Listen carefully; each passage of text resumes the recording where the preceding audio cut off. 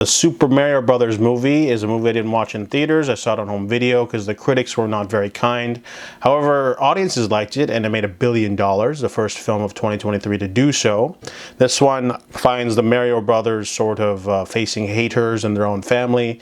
They end up in an isekai-like adventure in the Mushroom Kingdom. So there's a lot I disliked about this movie, but I still enjoyed it regardless, which is kind of weird. It's a very quick, undemanding 90-minute adventure story full of dazzling animation and set pieces, but also a lot of the world building feels lazy. For example, you walk into a room that's full of cardboard people. Like the first, sort of thing that happens in the real world is a commercial for the Mario and Luigi's business, and the first thing that happens is they get ridiculed by some hater in a restaurant or something.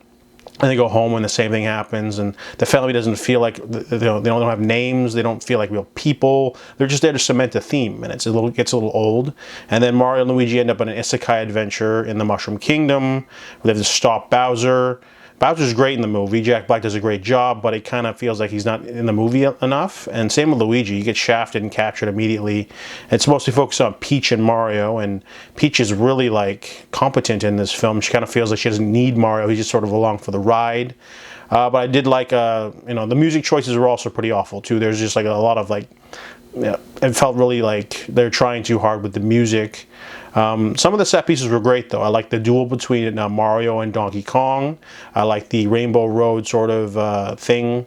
The movie's got more references than jokes. I kind of felt like they should have worked a little bit harder to make the movie seem like a more cohesive classic rather than just hey, reference, throw everything at you. And I also like the Mario and Donkey Kong team up when they go attack Bowser's kingdom when he's invading and stuff like that. It has some fun moments.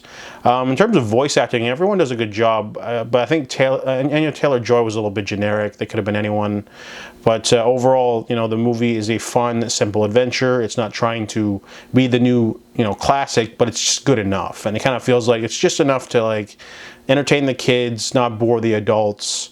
If they do it right, they could make some solid sequels and spin-offs and shared universes and make a lot of money going forward. So even though there's quite a few things that irked me, really enjoyed the Super Mario Brothers movie, and I give it a 7 out of 10.